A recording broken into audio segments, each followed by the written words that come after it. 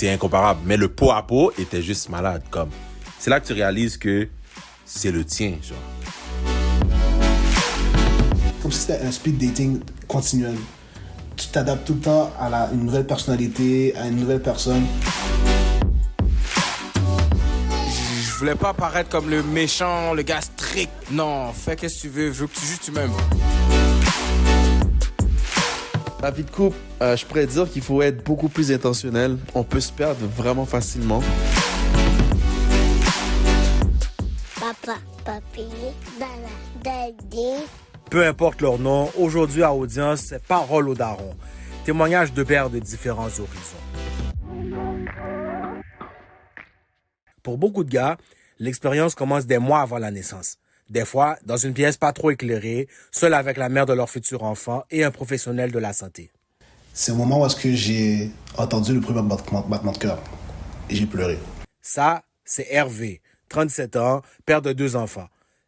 Tu sais, Hervé, c'est un gros nègre que je me souviens pas d'avoir vu émotif en 20 ans d'amitié. Et là, il me raconte comment il a fondu en larmes pendant l'échographie de son premier enfant. Dès que j'ai entendu le premier battement de cœur, j'ai eu OK, j'ai créé quelque chose avec ma femme.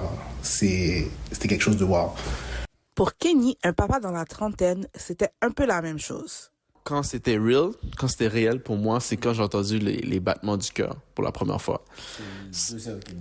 Exact. Fait que c'est à ce moment-là, j'ai fait « Wow, OK, là, ça m'a vraiment hit. » Ça m'a vraiment frappé à ce moment-là. Mais sur le coup, c'est ça, j'avais pas vraiment réagi. Mais quand j'ai entendu le battement du cœur, puis je regardais un peu par rapport à la télévision, puis tu sais, des mouvements, puis j'étais comme « Wow, OK, il y a quelqu'un là-dedans, là, dans le ventre de ma femme. » Là. Fait que c'est là que ça m'a hit. Puis c'est là que tout de suite, tu sais, les responsabilités, ça passe à un autre niveau, d'être beaucoup plus responsable. Fait que ouais, c'est à ce moment-là que ça m'a vraiment frappé.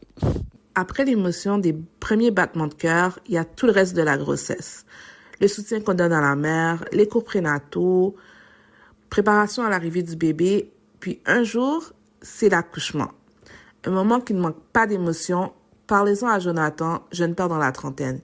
Il nous explique son feeling de tenir son bébé dans ses bras pour la première fois. Le feeling était insane. Je ne sais même pas comment le décrire pour le reste. Je le dis même à mes amis qui ont eu des enfants après moi ou qui vont en avoir, je suis comme, c'est incomparable. Mais le pot à pot était juste malade. Comme, tu réalises, c'est là que tu réalises que c'est le tien, genre. Puis que c'est pas un enfant que ça a ramené ou quoi que ce soit. Ton éducation, c'est lui dès ce moment-là, genre. Puis moi, dans le processus, en plus, sa mère était dans la salle de réveil et tout. Fait que c'était moi qui étais avec en premier.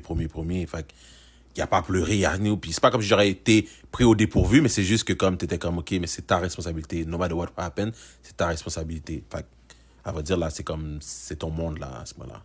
Des fois, l'accouchement, c'est tout un paquet d'émotions complexes et contradictoires. C'était ça pour Kenny et sa femme, quand leur fille est née pendant le confinement. Donc, à bout de 3 heures, finalement, bébé est sorti. Mais qu'est-ce qui est arrivé? Bébé sort, OK, on est content. Mais ma femme est comme, pourquoi elle crie pas? Donc là, tout de suite, ils ont pesé le bouton rouge. Donc, situation d'urgence, bébé, elle respirait pas. Donc, on amène bébé dans la salle à côté. Fait que là, ma femme est comme, elle panique. Là, je suis comme, OK, je reviens, je suis bébé. Puis, on rentre dans la salle, il y a comme 30 infirmières qui rentrent dans la salle. Là. T'es comme, qu'est-ce qui se passe? Ils sont comme, OK, là, ils disent plein de trucs. J'entends des chiffres à gauche, à droite. Yo, je suis comme, qu'est-ce qui se passe? Puis c'est à ce moment-là, j'étais comme, OK, comme là, je suis père. Comme mon rôle, c'est vraiment de protéger cet enfant-là. Fait que c'était ça, en fait. Les premières secondes avec bébé. Fait que j'ai pas tenu l'enfant. C'était vraiment comme situation de crise. Elle respirait pas. Fait qu'il faut tout faire pour qu'elle puisse respirer. Fait qu'à bout de peut-être une petite minute, je sais pas trop, je m'en rappelle plus. Elle a posé son cri, puis là, elle a commencé à respirer. Fait que ça a été ça les débuts. Mais tout de suite, moi, c'était comme le premier réflexe, comme je dois protéger cet enfant-là.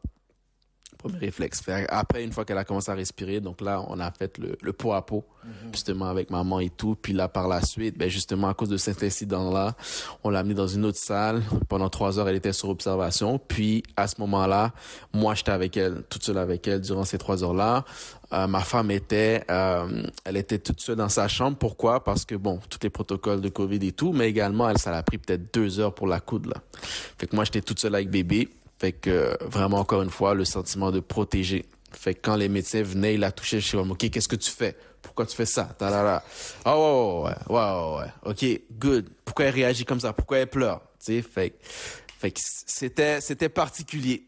C'était particulier, mais regarde, c'était à refaire. On voudrait pas que ça se fasse comme ça, mais ça s'est fait comme ça. Puis ça m'a juste donné le pressentiment que je dois protéger cet enfant-là. Une fois que le nourrisson est là, qu'on rentre à la maison en famille, comment on installe la routine? Comment on se divise les tâches? Hervé nous donne son expérience. Au début, surtout, j'étais comme, est-ce que l'enfant a vraiment besoin de moi? Tout ce qu'elle a besoin, c'est de se faire nourrir, et c'est du lait maternel qu'on lui donnait. Puis de se faire changer sa couche, dormir, c'est tout ce qu'elle faisait. Fait que je me sentais vraiment peut-être un peu inutile parce que j'étais comme, ben, sa mère peut tout lui donner ça. Fait que c'est là que j'ai commencé à être plus utile dans la maison, en faisant plus le ménage, plus à manger, plus la vaisselle, plus la lessive, faire couler des bains pour ma femme. Peu importe ce qu'elle avait besoin, j'étais vraiment à l'écoute des besoins dans la maison. S'occuper d'un enfant, c'est un apprentissage. Un apprentissage qui ne finit jamais. Hervé. Je dirais que t'as toujours un moment d'adaptation parce que être parent, c'est toujours évolutif comme situation. À chaque phase, ton enfant, il change, il évolue, il démontre de plus en plus des traits de sa personnalité. Puis c'est comme si t'avais une date avec une nouvelle personne à chaque fois. Parce que finalement, genre, tu dois réapprendre à savoir ben, pourquoi est-ce qu'elle pleure. Est-ce que c'est à cause qu'elle a un gars? Est-ce que c'est à cause qu'elle a faim? C'est toujours évolutif. Puis plus l'enfant grandit, plus sa manière d'être va être... comment je peux dire ça? L'enfant lui-même va explorer des façons de réagir pour voir comment toi tu vas réagir. Fait que je dirais que t'as toujours des moments d'adaptation. C'est jamais coulé dans le béton. C'est jamais coulé dans le béton. Même 5 ans plus tard, en tant que père, j'apprends encore des nouvelles choses. J'apprends comment interagir avec ma fille. J'apprends à savoir comment, quand elle agit d'une certaine manière, ben, qu'est-ce qui se passe. Quand elle veut dire quelque chose, est-ce que c'est vraiment ça qu'elle veut dire ou c'est quelque chose d'autre qu'elle veut dire? C'est vraiment évolutif. Il n'y a jamais rien de coulé dans le béton. Des fois, la vie fait qu'on rencontre son enfant un peu sur le tard, je vous dirais pas nécessairement à la naissance. Et dans ce cas-là, c'est une adaptation pour tout le monde. C'est ce qu'a vécu Jérémy, jeune papa dans la vingtaine avec son premier enfant. Quand je suis arrivé, là, quand il a vu que je suis venu dormir là, la première fois, je sais pas, il m'aimait bien parce qu'on s'était vu dans les roulottes, mais c'est comme si, genre, c'est qui vient voler ma mère, là? Si c'était bizarre. Moi, j'essayais plus comme d'être gentil, super chill, puis comme créer des liens avec lui, genre, qu'autre chose. Mais ouais, j'étais stressé, genre, je voulais pas le chicaner quand il faisait des trucs qui n'avaient pas rapport. Je voulais pas paraître comme le méchant, le gars strict, comme si je viens. Non, fais qu'est-ce que tu veux, je veux que juste tu m'aimes. Juste tu m'aimes, genre. Juste tu t'attaches à moi et tout. Ça prend un peu de temps.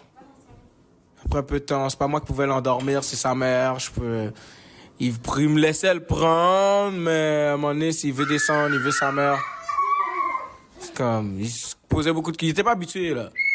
Puis, c'est ça. À part son grand-père, son arrière-grand-père, je veux dire, parce qu'elle habitait encore chez sa mère, il était souvent là, il voyait pas vraiment de visage d'homme. C'est juste des filles. Toujours entouré de filles, sa sœur, ma femme, sa mère, les cousines, toutes. Toujours des filles. Parce que je pense qu'il y avait ça aussi, genre, comme, un homme est là et... C'est bizarre. Il voulait pas prendre son bain avec moi. Il voulait rien faire, mais en même temps, il s'approchait des fois. Fallait que je lui donne des chips. Je lui donne des sucreries et tout. Puis là, c'était un peu bizarre. J'étais stressé. J'essayais d'être parfait. Mais comme on dit, une fois n'est pas coutume. Jérémy a pu vivre pleinement la deuxième grossesse de sa conjointe. Mais pour de vrai, c'est vraiment nice parce que j'ai pu voir tout qu'est-ce que j'ai manqué pour le premier, genre. Et comme j'étais là pour tout. J'ai tout vu, là. Comment la femme se sentait, comment l'évolution, on prend son ventre, ses feelings, tout. Là, j'ai vu l'accouchement. C'est quoi des contractions. On prend, j'ai vu toutes ces affaires-là par la suite. C'est il faut le voir. Puis je suis chanceux de pouvoir l'avoir vu avec mon deuxième, genre. Ça compense pour tout et je vois maintenant aussi l'impact. Je sais pas, je vois que mon premier était vraiment, je l'entendais à la télé, là, il crie, il gueule, il y avait déjà de la rage, mais là, on dirait, je suis là, lui est vraiment calme. Je sais pas si c'est un hasard ou juste le fait que il y a une différence quand le père est là, ou quand il est pas là. Je sais vraiment pas, mais c'est nice. Un père, là, est-ce que c'est vraiment là pour faire régner la loi et l'ordre? Ben oui et non. Oui, nos papas croient tous en l'importance de la discipline, mais il n'y a pas juste une façon de faire, puis c'est correct. C'est même ça qui est beau. Prenons par exemple Jérémy, le plus jeune de nos papas. Je suis un mélange de tout. Je suis strict, mais en même temps, je suis vraiment cool. Mais c'est une question un peu tricky comme question, ouais. Parce que ça dépend. Souvent, genre, je suis strict, puis je me dis après, comme avoir été strict, j'aurais pas dû m'y prendre comme ça. J'essaie quelque chose d'autre. Comme Kawi, c'est un gars qui fait beaucoup de crises, là. Comme il fait des crises, il frappe des choses, je le mets dans sa chambre. Mais souvent, je me demande est-ce que je m'y prends bien. J'essaie d'autres choses. Je suis strict, mais je me considère pas comme strict. J'essaie de l'être ou j'essaie d'ajuster mon parenting. J'essaie juste d'ajuster. Je suis pas. Il y a rien de fixe. J'y vais juste avec le vibe. C'est plus ça. Hervé, lui, ben disons que c'est un père strict, mais qui s'explique. Et ça, c'est grâce à un gros travail d'introspection. J'aime pas le terme gentle parenting parce que gentle parenting, c'est comme si j'acceptais certaines choses qu'il ne devrait pas faire. Je te dirais que peut-être que je suis strict. Peut-être des fois un peu souvent strict parce que comme je te disais, je savais déjà que j'avais des problèmes pas de colérique, mais je ne suis pas du genre à comme frapper les murs, mais j'ai aussi la voix vraiment peut-être plus souvent que je devrais le faire. Sur des enfants qui ne sont pas conscients qu'ils ont fait une erreur, je dois souvent me reprendre puis dire à mes enfants que je m'excuse d'avoir réagi d'une certaine manière parce que je le vois dans leurs yeux qui sont étonnés parce qu'ils ne comprennent pas pourquoi. Puis moi, en tant qu'adulte, c'est de moi de me mettre à leur place, que eux, ils sont là pour apprendre. Fait qu'ils vont tester des choses. Ils savent pas que c'est pas bon ce qu'ils font. Fait en tant que père, oui, je peux être strict, mais je vais être strict puis me reprendre puis leur apprendre pourquoi est-ce que c'est pas bon. Regarde, papy s'est énervé parce que ça fait 3 fois que je t'ai répété ça et c'est dangereux de faire ça. Regarde qu'est-ce que ça peut faire si tu fais ça. Voici, quand tu fais ça, tu peux glisser et tomber. Est-ce que tu aimes ça de faire bobo? Non, tu n'aimes pas ça de faire bobo? Alors, qu'est-ce que tu vas faire? Tu vas arrêter de courir? Parfait. Fait que, tu sais, c'est juste de prendre le temps d'expliquer à tes enfants puis de leur montrer que oui, tu es une figure d'autorité, mais t'es pas un maître absolu. T'es pas une personne qui est là pour les brutaliser tout le temps. Au contraire, moi, je suis là pour leur donner de l'amour. Fait que je me considère un père strict, mais je pense que je suis un père strict qui peut comprendre quel impact ça peut avoir d'avoir un père qui est sans émotion ou un père qui est impatient ou colérique. Jonathan, lui, c'est un dictateur assumé, mais au cœur tendre. Tu connais ma mère, je suis un dictateur. Okay. Mais je suis soft. Je m'assume, big time. Mais je suis très papa poule quand mon enfant est malade. Comme mon enfant ne peut pas être malade. Quand je dis qu'il ne peut pas être malade, c'est dans le sens que s'il est malade, je suis malade avec lui. Dans le sens que j'ai de la peine, je me demande qu'est-ce qu'il faut faire. C'est là, quand tu t'entends parler, est-ce que j'étais à l'aise? Il y avait certains moments que je n'étais pas nécessairement à l'aise parce qu'il y avait certaines choses que j'avais jamais vues ou que je comprenais pas. Puis t'es comme, wow, qu'est-ce qui se passe? Puis là, t'essaies de le réconforter, mais toi aussi, t'as une certaine crainte ou un chagrin aussi parce que tu sais pas ce qui se passe. Okay. sais, je parle pas d'un gaz coincé, je te parle d'une affaire bizarre, des terreurs nocturnes que t'as jamais vues. Puis là, c'est après que t'apprends que c'est des terreurs nocturnes, là, tu fais comme, ah, ok, c'est ça. Mais au début, tu sais pas, puis comme t'essaies de wake 'em up ou whatever, puis tu vois, ça fonctionne pas, fait que là, t'es inquiet, ou des petites maladies bizarres qui peuvent arriver. Mais c'est là que je suis père poule. Mais, sinon, discipline on deck. Comme il y a pas, je joue pas avec ça. Pour moi, c'est important, parce que j'ai été élevé comme ça. Ma mère a été vraiment comme tac, tac, tac. Fait que ça, c'est quelque chose qui était vraiment sur moi. T'arrives quelque part, t'enlèves tes souliers, tu laves tes mains s'il faut, tu rentres, tu t'assois, si t'as besoin de quelque chose, tu dis s'il vous plaît. Si t'as fini, si on te donne quelque chose, tu dis merci. Comme c'est une répétition. Oui, ça paraît peut-être, comment dire, comme si j'étais à l'armée, mais, sans mentir, ma mère était du genre, hein, si je suis quelque part, puis les gens ont dit, Jonathan a fait du désordre, elle dit, non, c'est pas vrai, c'est un mensonge. Fait que c'est dans ma tête, c'est comme ça. Si on va quelque part, puis on me dit, Josh a fait du désordre, je dis, c'est impossible, c'est pas mon fils, ça fonctionne pas. Mais là, à cet âge-là, c'est différent. Mais je veux que ces disciplines-là rentrent pour que quand ils sont dans la rue, ils soient respectueux. Comme par exemple, je sais pas, qu'ils tiennent la porte, genre séparés random, mais qu'ils tiennent la porte à quelqu'un. Qu'ils voient quelqu'un de plus âgé qui lui dit, qui le vous voit. Tu sais, c'est des choses comme ça. Fait que, oui, ça paraît peut-être dur sur le coup, mais on veut tout ça d'un enfant. On veut qu'on ait un enfant bien élevé, puis qui a des bonnes manières. Puis c'est ce que je souhaite de mon enfant. Kenny, lui, il insiste sur la discipline face aux écrans, pour lui et pour sa fille. Je suis un mélange de tout ça, je pourrais dire. Moi, qu'est-ce qui est important, c'est vraiment la discipline. C'est vraiment important. Fait que ça, avec ça, je joue pas. Mais sinon, tu sais, je la laisse vraiment faire pas qu'est-ce qu'elle veut, mais tu sais, je la laisse s'amuser.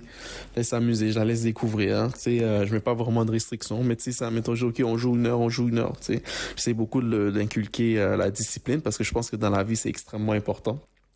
Mais sinon, j'essaie le plus possible aussi de jouer avec elle, d'éviter tout ce qui est électronique, mais vraiment plus le contact humain, tu sais, de prendre une feuille puis dessiner, de vraiment, tu sais, développer beaucoup ce côté-là. Fait que tout ce qui est électronique, j'essaie vraiment de l'éloigner de ma fille. Vraiment occasionnellement, elle regarde la télévision, là, occasionnellement. Sinon, tu sais, pas de télé, la télé est fermée. Aussi, quand je suis avec elle toute seule, j'essaie de vraiment mettre mon téléphone de côté puis vraiment jouer avec elle. Je trouve que ça fait une énorme différence. Quand, mettons, je suis sur mon téléphone, tu sais, là, elle va vouloir regarder la télévision et tout. Mais quand, tu sais, je me concentre vraiment sur elle, puis on prend une feuille, puis on dessine, ou on saute, ou peu importe, je trouve qu'elle s'amuse énormément. Elle s'amuse beaucoup plus, contrairement à si elle fait autre chose qui est stimulée par quelque chose d'électronique. Fait que c'est ça. Je suis un mélange de tout ça, mais j'essaie vraiment de qu'elle soit disciplinée le plus possible, de développer son côté créatif. J'essaie de voir qu'est-ce qu'elle aime. Elle, je vois qu'elle aime beaucoup la musique, elle aime beaucoup le chant. Fait qu'admettons, on l'achète des jouets qui sont attachés à ça. Admettons, elle a un micro. Fait que, elle va le prendre, elle va chanter, peu importe. Fait que, tu sais, je pense que ça commence comme ça, là, des genres de passion. Fait que j'essaie de beaucoup l'aligner à ça. J'essaie d'être attentif à ça. C'est pas un secret pour personne, être parent, c'est prenant. Et on peut facilement se perdre dans la routine, s'oublier comme amoureux. Jérémy nous en parle. Mais, ben oui, ça peut arriver, pour de vrai. Genre, t'as laissé 2 semaines passer, puis t'as juste fait ça, là, prendre soin des enfants, puis on s'est pas parlé et tout, puis là, quelque chose, t'as mis l'affaire à la mauvaise place, puis la réaction, wow, qu'est-ce que t'as, là? Oh, on se parle pas, on fait rien, tu en prends, oh shit, yo, il faut faire quelque chose, là. Tu en prends. Jonathan aussi en rajoute. C'est challengeant. C'est challengeant parce qu'il faut pas que tu oublies ta partenaire, là. Mais des fois, tu sais, comme tu es tellement dans la routine, tu es tellement dans le quotidien que des fois, tu oublies un peu ton couple. Puis c'est là que, comme c'est un travail qui doit se faire à deux, c'est pas facile, c'est sûr, il y a des hauts et des bas. Mais, tu sais, je sais aussi que ça va dans les deux sens. Pour elle aussi, la priorité aussi, c'est l'enfant aussi. Tu sais. Surtout là, nous, il y a 2 ans et demi, bientôt 3 ans. Tous ses besoins ou tous ses désirs, il peut pas nécessairement tout le temps les exprimer. So, notre focus est souvent sur lui, tandis que nous aussi, on en a aussi. Jonathan essaye d'être plus proactif pour prioriser son couple. C'est là qu'on essaie de trouver des solutions, des sorties, des activités, le faire garder, des choses comme ça. Ou prendre des journées off puis le laisser à la garderie. Donc, on essaie de trouver des petites idées comme ça pour nous permettre de, pas nécessairement juste garder la flamme, mais juste garder l'harmonie dans le couple aussi. Okay. On est des parents, mais on est aussi un couple. De son côté, Kenny pense qu'un niveau d'intimité, ben, ça se travaille en couple. Il faut créer un environnement propice entre amoureux. La vie de couple, je pourrais dire qu'il faut être beaucoup plus intentionnel. On peut se perdre vraiment facilement. Vraiment, vraiment facilement. Fait que ma femme et moi, on essaie justement de toujours se réserver du temps. Ça, c'est... Ouais, il faut vraiment que faut que ça soit une priorité, en fait. Sinon, tu vas avoir, 3 mois à passer, on n'est pas allé en date. OK? Fait que ça, on essaie d'être très, très, très intentionnel par rapport à ça. Une des choses que nous, on faisait avant, que ça, c'est un non négociable, c'était de partir en voyage. Fait que ça, oui, ça coûte cher. Oui, ça peut être un défi avec l'enfant, mais ça, c'est un non négociable. On essaie toujours de partir minimalement 1 fois par année, minimalement. Fait que ça change pas. Mais il faut être intentionnel. Il faut vraiment être intentionnel. Des fois, tu sais, c'est juste disons que, OK, à chaque 10, on s'en va en date. Parce que sinon, avec la vie, ça passe extrêmement vite. On est 2 personnes qui sont très occupées. Fait que il faut faire attention. En plus de la vie de couple, il y a toute la vie sociale qui est chamboulée quand on devient un parent. C'est pas juste avec mon couple, là, c'est avec mes amis, c'est tout. La majorité du temps, j'essaie de pouvoir prendre Josh avec moi, puis l'amener un peu partout, parce que je veux pas être comme juste pris quelque part ou pris à la maison parce que j'ai un enfant, je peux pas faire d'activité. So, si j'ai un match de basket, puis je sais que, mettons, c'est les vacances, je vois pas pourquoi il pourrait pas dormir à 11h du soir ou à minuit, si le lendemain on est off. Ou par exemple, si on va, mettons, dans des chalets, puis qu'il y a d'autres enfants, je vois pas pourquoi j'amènerais pas le mien. Tu sais, des affaires comme ça. Fait que j'essaie de comme lui permettre de participer, mais aussi de nous, en tant que couple, de participer à certaines activités sans nous empêcher de dire qu'on a un enfant. La vie sociale a changé dans le sens que tu peux pas nécessairement faire tout ce que tu veux, mais on s'arrange. Plusieurs papas nous ont parlé d'un détail important auquel ils tiennent vraiment, le temps avec les boys. Les amis d'un gars, c'est extrêmement important. Fait que des fois, certaines femmes font l'erreur d'essayer de genre couper ça parce que l'enfant est tout pour la gestion de l'enfant. Mais non, tu sais, il faut pas comme... Ça, c'est quelque chose que nous, les gars, on a besoin de ça. Genre, c'est extrêmement important. Fait que ça, c'est quelque chose que j'ai communiqué avec ma femme depuis assez longtemps. Donc, tu sais, est-ce que je sors tous les jours? C'est sûr que non. OK? Mais des fois, j'ai mon temps. OK, donc ça bouge pas. Souvent, le dimanche soir, je suis avec les boys. On regarde un autre game de football. Fait que ça reste à chaque semaine, tu vois. Mais sinon, une fois de temps en temps, si j'ai une sortie à faire, je le fais. Mais c'est vraiment de communiquer, OK, est-ce que je peux faire ça? De communiquer à l'avance.